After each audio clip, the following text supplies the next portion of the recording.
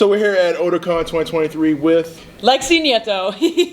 and she is famous right now for everything. So what's it like in the day of a voice, in the life of a voice actor, the shoes of a voice actor, and the many hundreds of different things that you do? Oh man, it's nuts. I'm still very fresh to the scene, so I still feel like I have a lot to learn, especially from my wonderful peers who are also here as a guest, because this is my first time as a guest at a convention.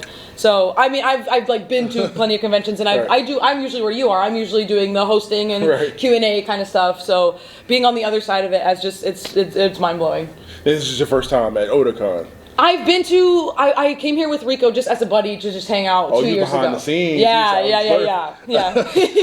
So Rico putting people on, man. Bringing them to the business. He is the best. He has been an incredible helper, an incredible mentor, an incredible friend. He really has paved the way, I feel, for me, and really helped me get to where I am. Yeah, that guy's incredible. He is. We talked to him the other day. Yeah. His energy, like just talking to him. I mean, it definitely, not to get all savvy, but just it's definitely like really inspiring. Like it made me like, man, I really want to go out here and do something. Exactly, and that's what a special thing. And like I think what makes it him so magnetic is he makes other people feel good about themselves, and I think that's a really special thing to bring to the table. Look, if Chick-fil-A people can do that, they can everybody. They do be saying my pleasure, which like your pleasure. What if it's our pleasure? It's like, man, they got my meal in less than 2 minutes.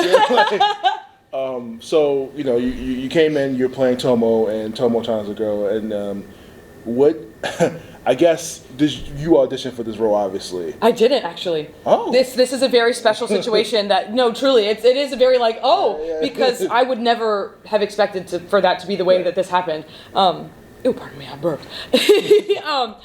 I had done some bits, so like some smaller parts with Caitlin as the director, and then she had cast me as a supporting character, Valkyrie, in Taktopi Destiny, which was very cool. And then I had recorded a couple bit parts for a movie she was working on, and she was like, okay, hop out of the booth, I have a question for you. And I was like, Caitlin Glass has a question for me. Okay, very cool. That's Winry Rockbell, that's Haruhi Fujioka. Okay, no, we're fine, we're chilling. And she was like, I've been asked to direct the trailer for a show coming out in January. Are you available this week and also in January? And I was like, what do you mean? And she's like, I want to cast you as the lead character. I think your voice fits this character very well, and I think you would do a great job. And I'm like, this is not real. I was like, where's the cameras? Cut the cameras. What's going on? Ashton's going to jump out. I don't know. I don't know. Yes, I'm being punked in this moment. Right. And then even after we recorded the trailer, I thought from between the time of the trailer being recorded and the show coming out, I was like, they're gonna pull me. They're going to switch me out with somebody else. They're going to recast it for sure. And it ended up working out, which is, it's nuts. The fact that that's how it happened is like it. Everything is mine. I'm like it's crazy. You still trying to. Yes, and it's been almost like 6 months now, and I'm still like I dreamed that. That's not real. Since you've been here at Otakon, have you got like a lot of fan appreciation for the role for the show? Yeah, it was really cool. We had a Tomo-chan panel on Friday night, and that was, I mean, it was so exciting to have. Like people were there and came and they've seen the show, and it's like they asked questions about it, which is, I've been saying, it's amazing to see that not just my friends have watched the show. Like it's gone beyond just my friend group, and people have had such kind things to say about it, which is it's amazing. It's so cool. So a little secret that nobody knows about me, but I watched the entire show. Like I have as I've gotten older, my genres of anime have gone from punchy to more of the romance. Yeah, but you still get a little punchy. Right, yeah. So it's like a little bit of, yeah. What I guess, like, as far as this role, because like Sally, who's also one of your co-stars in this, she's one of the few people that is actually dual voicing the role. Is anybody else on the team also doing any dual audio as well? Nope, it is literally just Sally. Yeah. It was amazing. Get those 2 checks, right? Yeah, no, for real. She even flew out to our studio in Dallas to record with Caitlin when they did the English version. So, I mean, it was so cool to have her there. She had a couple of us come in. It was me, Rico, and Jade, who plays Misuzu. We all came to the studio, and we all took pictures together, which was like, I'm like, you're a Japanese idol, and you're just like in the Crunchyroll studio. That's wild. But she's so cool and so kind, and she was like excited to take a picture with us. It was awesome. She's amazing. Yeah, like just the level, like her Japanese voice and her American voice, like it's like they're two. It almost sounds different, but it's the same person. Yes, exactly. It's really, really good. Now you said they casted you based off your voice. Now Tomo is more of like a, I don't say muscular tomboy character. do you see? I mean, do you hear yourself as kind of like that kind of? Oh, absolutely. Yeah. I said earlier when I was first like realizing that maybe I could get into voiceover, because it's been something I've been passionate about forever. I've always loved all the English voice actors of stuff since I started watching back when I was like 13. Tsunami all day, yeah.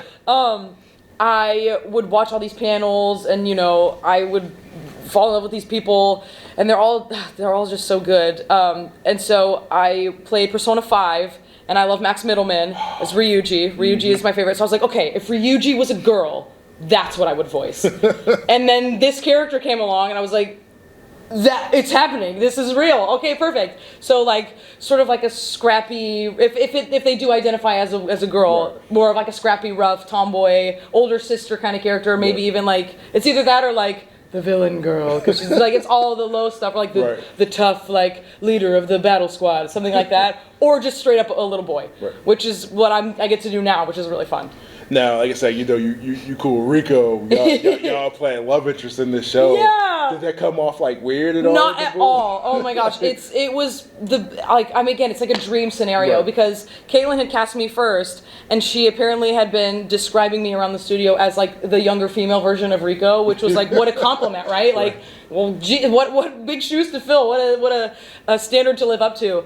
But so she ended up casting him after casting me, which is like, I mean, I'm so lucky to get to work with somebody I'm already so close with. And now that we have this shared project together, like, we're tabling next to each other, and people are asking for pictures with both of us at the same time, and we have the prints with both of our characters on it that we get to take pictures with. Like, it's the best. And so getting to play off of somebody that I, if he hasn't recorded yet, so it's just me alone in the booth, and I'm reading his lines, and I'm saying things around him, I can imagine what his are going to sound like, because I've spent so much time with him, and I've seen so much and listened to so much of his work. So it's fun. It's a blast.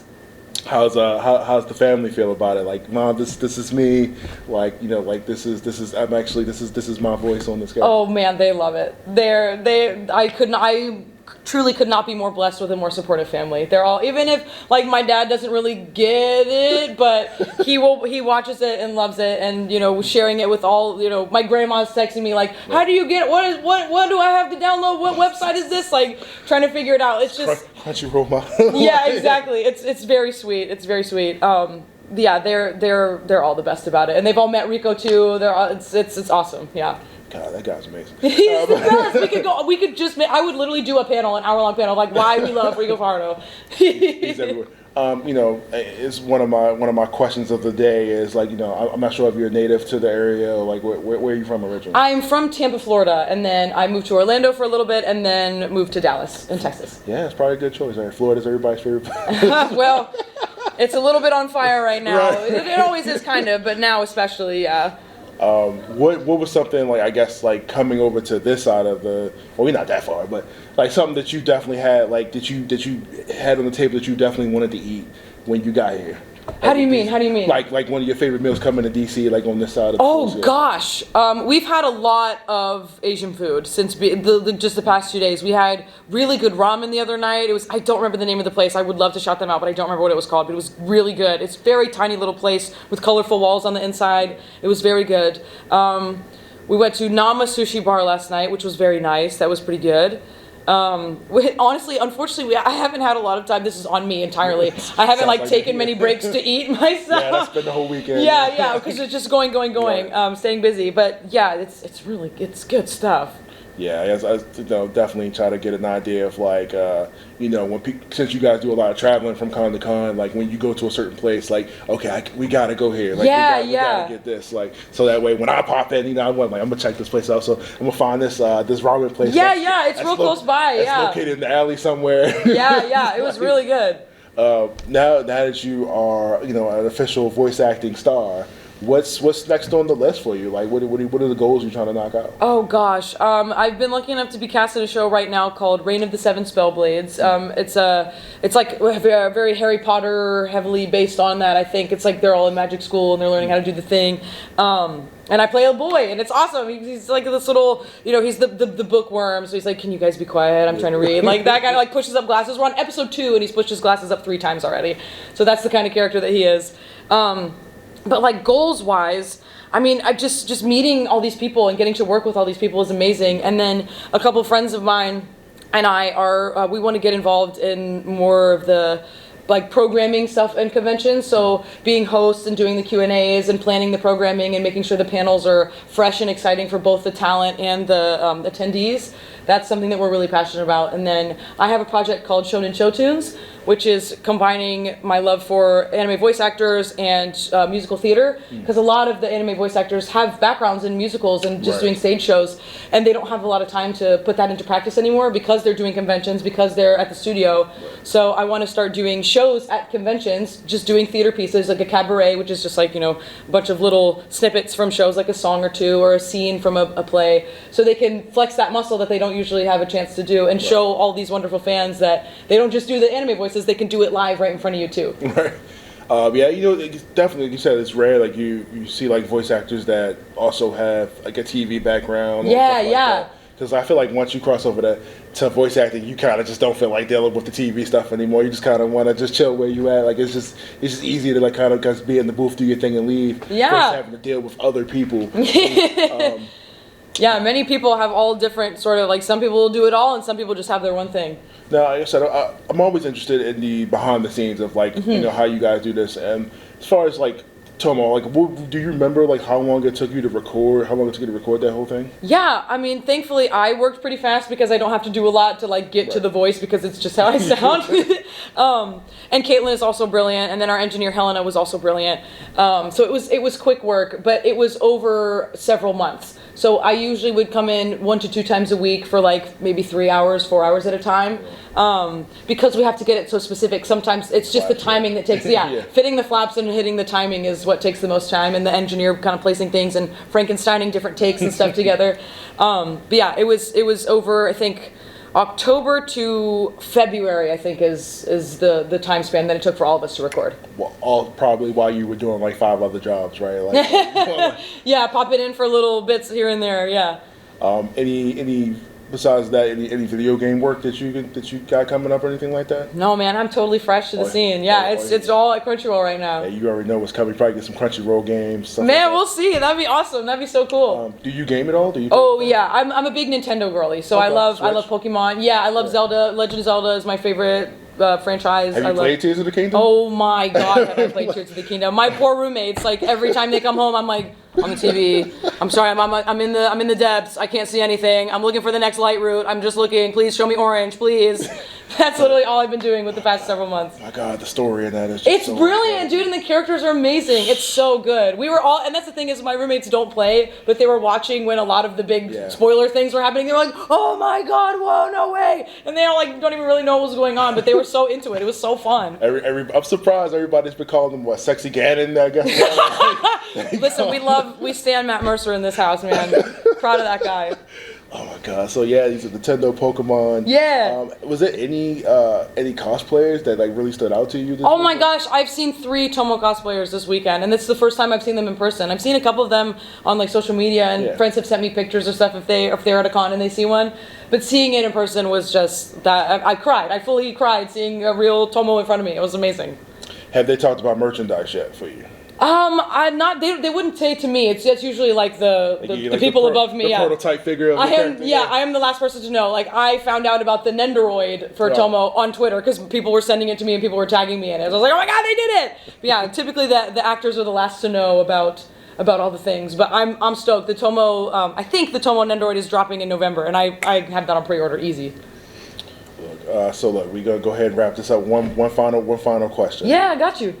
Will we be seeing you again at Otakon 2024? I hope so. If people are loud enough about it, if y'all want to bring me back, it is almost entirely up to you guys. But I would love to be here, absolutely. And how much between 2023 and 24 will that filmography be filled in at that point? We'll see, man. I really hope for the best, and I'm excited about a lot of different projects my friends and I have in the works right now. So I think it'll be awesome. I'm excited for you. Yay! Thank you. I'm excited. Appreciate that. Because you guys had like a behind the scenes thing on Crunchyroll where they were like showing some of the voice actors. Yes, it's my favorite stuff. Yeah. That's my favorite kind of content. I mean, my roommate and I constantly, like, that's how we bonded with each other when we were first getting to know each other. Is I'd never met another person who was so like we have watched all of those behind, like in the booth where they got the GoPro and you can see the director and the engineer. Like we're so into every aspect of the work. So it's awesome. That's why I buy the Blu-rays and DVDs. Exactly, the special features. Yeah. Exactly. They don't want to put them on there anymore. Like you spend $60-$70 and you don't get, but like you get a trailer. Right. I'm like, no, I want to see them do. It's just so cool because you forget, right, that there's like these drawings, but there's real human beings making these sounds. It's incredible. It's amazing. Well, look, I appreciate you for doing this interview with me today. And Lexi, it's been an amazing experience. Thank you so much. You only gonna go up. It's gonna go up really high. Oh, thank you. Yeah. That's so kind of you to say. Thank you. Thank you again for doing this interview. I appreciate it. Yeah, absolutely. Thank you.